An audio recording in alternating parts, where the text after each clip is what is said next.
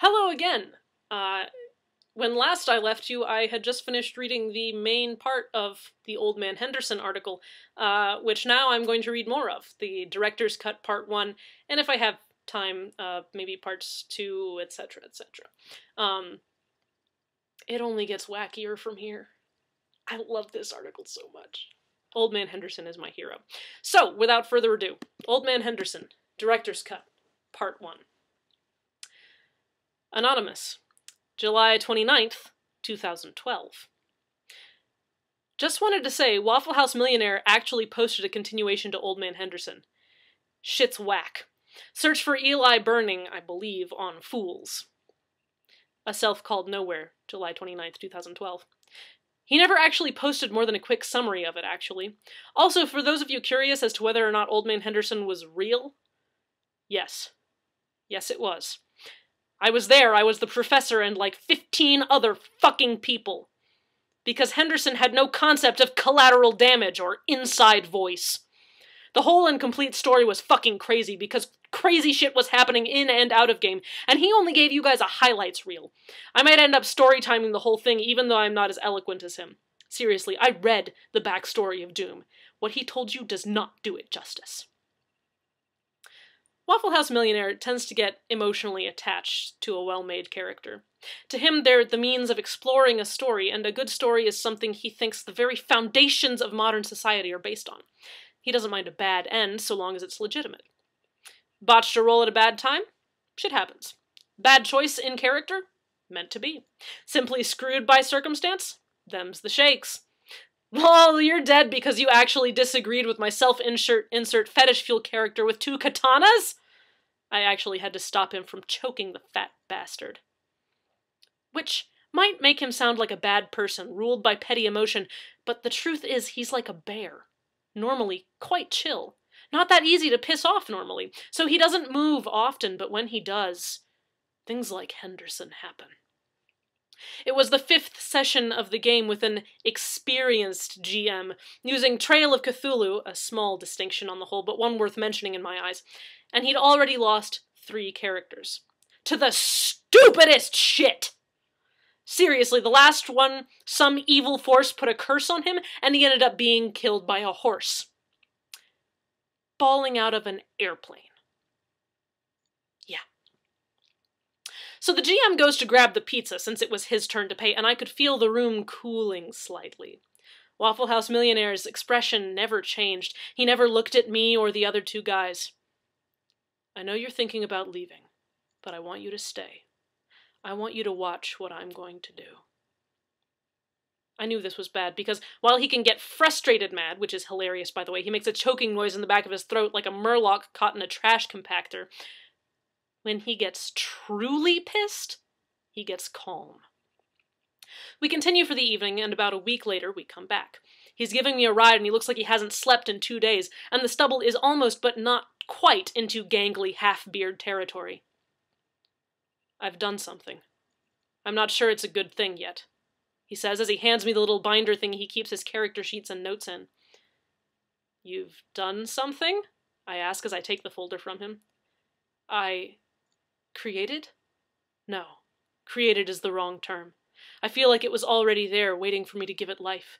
I put a thing on paper and I'm bringing it down on that fat fuck like the wrath of God. Uh-huh, I say as I look at the sheet. Is Henderson his first or last name? I don't even fucking know. So then I look at the stack of paper he called a backstory.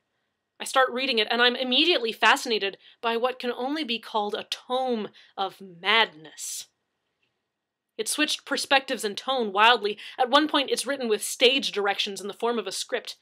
At one point, it went to German. I know for a fact he only knows like 2 words in German, while I'm kind of fluent. The German was in his hand, and it was grammatically flawless. I find my voice. What? Been asking that myself all fucking day. So we get to the game, and the GM asks what we're all doing. Detective Guy's drinking alone at his desk, waiting for one of his contacts to get back to him. Jimmy, the jock type, is struggling with math homework. My character, Professor Filkins, is grading midterms. Then we get the introduction to Henderson.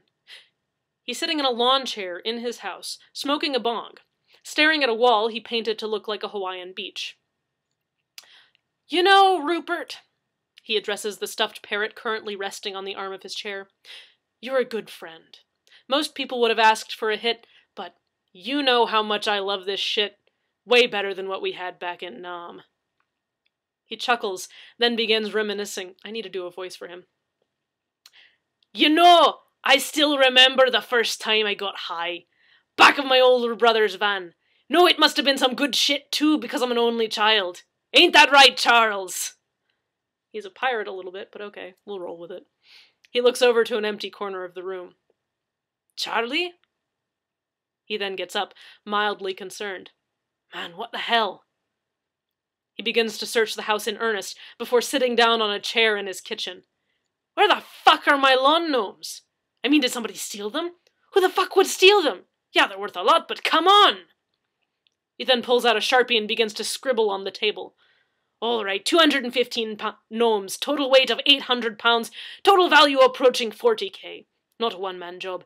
Need help to carry them, need help to sell them. I'm looking at a large and well-organized group of assholes."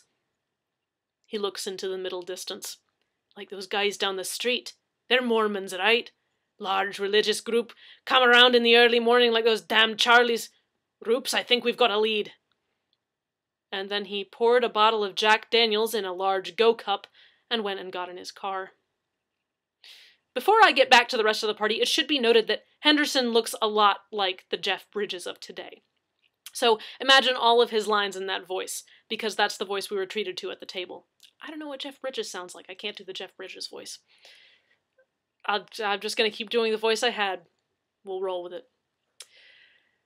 Anyway, I've had the lead on a cult meeting for a while, and I managed to get an invite.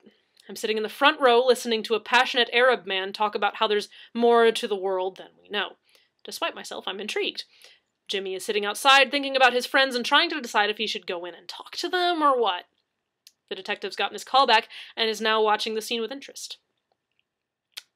A battered 92 Buick Century fails to get their attention until it suddenly executes a perfect handbrake turn and parks at the curb. Back to Henderson's point of view, he's blasting Creedence Clearwater Revival when suddenly he sniffs the air and says, "Mormons," before whipping around and parking out front and killing the car. He then gets out of the car and pops the trunk. In full view of the detective, he then shoves Lurid Lucy, an inflatable sex toy of exceptional quality, to one side and pulls out some sort of Israeli-made combat shotgun and starts walking towards the house. He then kicks open the door while our mouths are agape and shouts the words that let us know the game would never be the same. "Muckle-darned cultists! Alien Amleys be keeping me wee men!" So at this point, the GM has not yet realized what Henderson is. In fact, I think I'm the only one who truly understood what was about to happen to existential horror, as at this point in time... Here's another fun fact about Waffle House Millionaire. When he's at a game table with a character sheet, you aren't at the table with him. You're at the table with whatever character he's playing until further notice. I don't think he could have metagamed if he had tried. So anyway, the GM has decided to regain control the only way he knows how, by killing Mike's latest character via bullshit, and summons a Shoggoth. Henderson, having passed the will check to not puke up his brains, and winning the initiative, comments on how it's the ugliest fucking poodle ever, oh god, and then shoots it in the fucking face until it dies. Then he shoots the cultist guy who summoned it. Then he shoots me. Then a random guy. Then he pisses on the Shoggoth's corpse since everyone else is too busy losing their shit in a panic over the creature that should not be being summoned, and casually sets the tapestry on fire with his cigar as he walks out the door. So then everyone still alive runs the fuck away from the burning building before the cops show up. Henderson makes it home about 3 blocks away when he realizes something horrible. He totally fucking forgot about the lawn gnomes. He runs back to the still burning building only to see the fire department has already arrived. They inform him that no gnomes were in the building that they can tell. On the one hand, he's relieved as fuck since he didn't lose the gnomes, and killing that many little people would probably constitute a hate crime. Never mind that he totally just leveled the church with the speed and brutality of the fucking Spetsnaz. Anyway, he goes to try and cook up where they could have gone at the local pub. The GM, at this point, looks up at us from his notes. He's clearly been thrown so far off the fucking tracks by what just happened that he can't just improv his way out of it. I think I need a minute. Or 10. He amscrays, and I look over to the man I thought I knew. He has his cell phone out, and it's asking us if we're cool with Chinese food since we had pizza last week. What the fuck was that? Asks one of our fellow players. Remember when I said I was getting revenge? I brought out the big guns. I don't even have the small guns anymore. I was given some once and promptly returned them. Won't be needing these, I said. Hello, Chinese food place I forget the name of. You still got that special on the shrimp fried rice? How much time I got? Oh, plenty of time. Director's Cut, Part 2. So when I ended the last story, we had a dead Shoggoth, a burning building, a bunch of MIA lawn gnomes, and we totally just ordered some bitching Chinese food. Anyway, at this point in the proceedings, Henderson decided that if he couldn't get a proper brainstorming going at home as to the location of the gnomes, then he could always try Harry's bar. Good old Harry was scared proper shitless of Henderson after an incident with a commie bastard pinball machine prior to the game's start, so he could drink in peace and nobody really bothered him about the mounting tab. So he's sitting there working on a new plan of action with his two best friends, Mr. Daniels and Mr. Walker, when suddenly a news report comes on. Apparently some woman was commenting on how the quiet religious group a few blocks away from the bar just had their shit wrecked. Henderson was very interested in knowing that they were not, in fact, Mormons, but rather disciples of the Yellow King, which apparently were a radical sect of Buddhism that had the details promptly ignored since there was a hockey game on. Then Henderson had a really good idea, since somebody at the other table had the Dragnet theme as their ringtone. He knew fuck all about looking for people, but a private detective? So after a few minutes in the phone book, he decides to literally call the first name he saw under the PI heading. By sheer freakish coincidence, the phone in the detective player's office starts to ring. Hello? I need a man who's good at finding things, doesn't have any great love of religious loonies, and doesn't mind maybe shooting an ugly-ass poodle or two. I'm sorry, but who is this? Name's Henderson. I need some help from a professional. No argument here. So you're looking to hire a PI? Yep. Had something precious stolen from me. And that was? Roughly $40,000 of lawn gnomes. There was a silence, both in-game and at the table. What? I'm not saying it was cultists, but I'm pretty sure it was cultists. Or aliens, but that seems unlikely given the circumstances. If you're interested, we can talk down at Harry's on the south side by the river. And then he hung up. Since the detective was quickly getting nowhere with his missing persons case, he decided it'd be good for a laugh. Henderson, meanwhile, had discovered that Harry had acquired a Pac-Man arcade machine and decided to fill the scoreboard with profanity. So when the detective arrives, he asks for some guy named Henderson and was promptly pointed to a man in unusual attire who was teaching a girl how to shoot pool. Henderson? Hold on just a second. The important part of the shot in pool is to make sure it's smooth. Take all the time you need to line up the shot. Don't let them rush you, he says, and then he sinks his last 3 balls in the 8 in one stroke. He then turns to the detective, who promptly recognizes him and tries to leave. Too bad for him, Henderson decided to follow. So how do you think you're going to go about this? I'm gonna get the hell back in my car and leave the crazy-ass arsonist murderer behind. No shit. He looks over his shoulder back at the bar. Which one? He looks at the detective, poking him in the chest. What? The church! You burned down a church! They started it. Because you walked in with a shotgun? He asked, exasperated at the infuriatingly flawless logic of a complete asshole. No, because they stole my goddamn lawn gnomes. Yeah, you mentioned that. How do you fucking steal $40,000 in decorative lawn fixtures? Where the hell did you even get that many gnomes? I worked briefly as a prostitute in Thailand. The antique gnome collection was my retirement plan. What? Ended up riding some dude's junk all the way back home. Hell of an uncomfortable ride, let me tell you. Not meant for the ocean blue, and I would know. You understand the logistics of riding another man's junk across the ocean? Well, in a general sense. I took a course on shipbuilding back in college. That was before we had these fancy navigational gypsy pathfinder space ferries. Alright, you said you were looking for gnomes? Actually, that was earlier. Just now I was explaining that I knew so much about catching a ride on somebody's junk because of vigorous study in my youth. Let's focus on the gnomes. You think they were stolen by a cult? Only thing that makes sense from what I know. I want you to look into the disciples of the Yellow King, see if they're doing anything suspicious. Well, actually, I was looking into them already for another reason. Looks like they've got a hand in human trafficking. Lawn gnomes seems like an odd direction to go in, but I won't deny that they're up to no good. I'll let you know if I find anything worth talking about. Sounds good. I'm usually at Harry's unless I'm not. Now, if you'll excuse me, I have to go see a man about a horse. Henderson then walked across the street, stole a bicycle, and rode off into a plot hole for a brief period of time.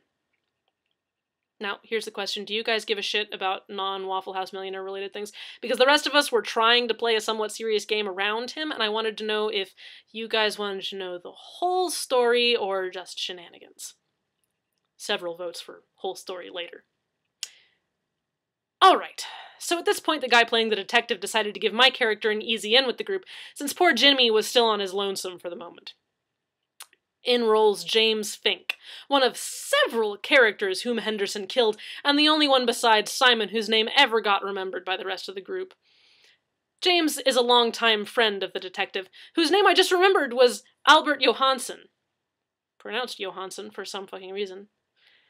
Back when Al was still a cop, Jim was a thug for the local mob. They worked up the ladders of their respective organizations, gained the respect of their coworkers, and eventually ended up leaving their jobs on good terms with their bosses. In Jim's case, it was because his wife had a baby on the way and asked him to find safer work. Al ended up in a shootout where his partner got killed fighting against a bunch of crazy meth addicts. Shortly after quitting, they ran into each other by coincidence and discovered that the other one was the bastard who kept wrecking our job / getting away, and ended up becoming fast friends.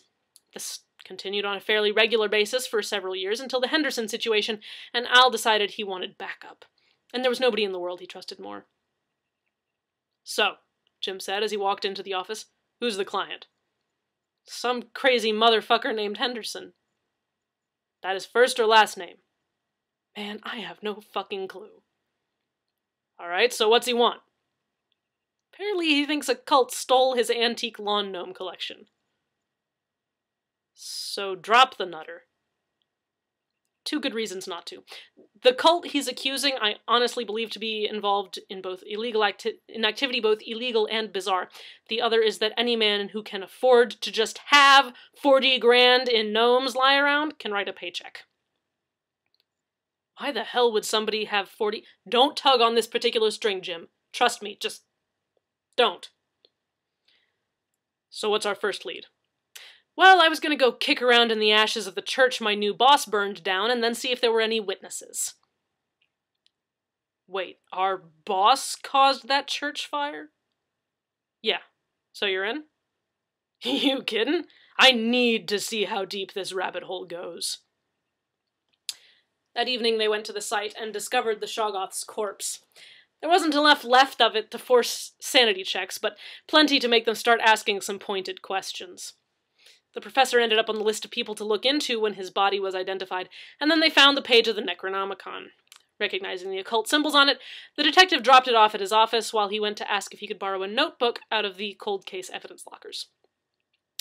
Henderson, meanwhile, discovered that during a recent bender he had agreed to chaperone a dance at the local high school, so he swings by the detective's office to let him know where he'll be. So he's at the office, and he meets Jim, asks him to pass along the info to Al, and then snags the scrap of the Necronomicon on the way out the door, saying he needed paper. Jim failed his spot to notice which sheet he took. The GM fudged it, probably assuming Henderson was going to read it and he could kill him off via sanity damage.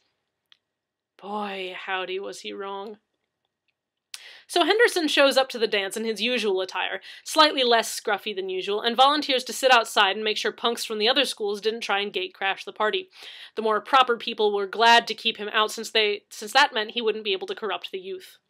Henderson was glad because there was no way they'd let him smoke the monster blunt he just rolled inside. I then realized, as he lit an atomica, as he called it, a blunt roughly the size of a Cuban cigar, that there was currently only one piece of paper on his person. As soon as I found out where he was in character, I went to the school to try and prevent the inevitable. Meanwhile, Jimmy, the jock, was sitting outside, sad because his girlfriend didn't come because she was too busy being a crazy cultist. Henderson decides to introduce him to the wonderful world of substance abuse, and like a bro, passes the blunt. To be totally honest, I'm surprised this moment didn't make the original story, since smoking the giant book of bad juju was the best thing to ever happen on accident. So Jimmy took a hit, and totally failed every check the GM sent his way. He saw Jesus, and then Jesus turned into a giant squid thing. In the deep distance, the weed softened the blow by masking everything behind a cartoony afterglow. So imagine, for a moment, watching Elmer Fudd scream, "Cthulhu-Ftagen!" and shoot Daffy in the face. Only instead of a fucked up beak and a muttering of "Dith means war," he screams, "He comes!" and tentacles rip out of his form to molest wildlife. This is the part where I had to go to the door and retrieve the precious shrimp fried rice, but I came back to, so wait, I only lost 15 san? Yeah. What now? I pass it back. Henderson, of course, manages to ace the tests and then comments on how this is some really good shit, man, and how Jimmy is a lightweight. Jimmy then does a bit better, and they get to swapping stories. Pretty soon the cult comes up, and they agree to join forces for the sake of cute girls next door and lawn gnomes everywhere. Sadly, that roach burned fast and hard, so when me and Al got there, all we saw was the crazy old fuck and some ginger teenager crashed together against the wall, giggling at those silly squid things in people's heads. So we then discover the kid's connection to the madness and promptly discover what he knows. This leads to the three people who didn't have school tomorrow, both in and out of game, to prepare a stakeout of some church. So at this point, we all get into Jim's van and park down the street from a church. The church happens to be on the end of a road at a T-shaped intersection, and we're parked a bit up the way from it. Man, stakeouts are boring. No shit, Henderson. You have anything useful to contribute? Not really. I should have brought a book or something. Would you be paying attention to the building if you had reading material? Not really. Then I guess that would defeat the purpose of a stakeout, wouldn't it? Not if you two are watching. Hell, we could have two of us watching and the third man playing bait. You'd volunteer for that? Beats the fuck out of sitting in a van with two dudes who won't even let me smoke. Didn't you smoke evidence last time you lit up? I regret nothing. Fuck it, you guys hungry or something? I'm gonna go grab munchies from the gas station. Bring coffee. And some cheese doodles. Back in... fuck it, just leave the doors unlocked. And he went in search of snacks. When he hopped out of the van, one of the cultists happened to see him on a lucky roll, and as he walked around the corner into the gas station, they ran out and beat the shit out of the two of us left behind. About the time we got dragged into the building, Henderson had finally got out of the bathroom. About the time we got tied to the altar, Henderson had stopped to try on hats. At about the time the ritual reached its height, Henderson was debating which AC/DC album was best with the cashier. The end result of that argument was that while they couldn't decide if Back in Black or Dirty Deeds was the best album, Black Ice was pretty boss and heralded only good. So then, with some tense tests of willpower and resolve, Al managed to free Jim and hold off the cultists while an evil presence steadily took chunks off his sanity score until he was no longer able to resist. Smiling in malicious glee, Hastur began to stalk his new prey. At this point in time, Henderson had just walked out of the store, just in time to see my character get murder-glomped by a monster wearing my friend's face. So, he does the only logical thing he could. He stole a fucking fuel truck.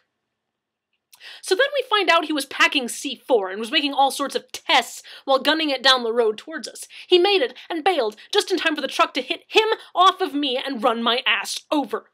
Hastur rode that truck to its end, while Henderson placed a call to Jimmy. Hey kid, Henderson here. Found out what the nasties are weak against. What's that, Mr. Henderson? Point-blank annihilation. He then hangs up the phone and proceeds to walk off. I finished bleeding to death 2 turns later. That's right, motherfucker left me to die. Sure, it wasn't like I was screaming for help, but he could have at least checked. Since I'm not sure how familiar /TG is with certain Cthulhu-based rulebooks, I was basically in what D&D calls alive with negative hit points. So helpless, dying, but there's still hope. Until the back trail ignited and the tiny amount of fire damage ended me. My one consolation was that the fire blew up the gas station and took the bar he left me for with it.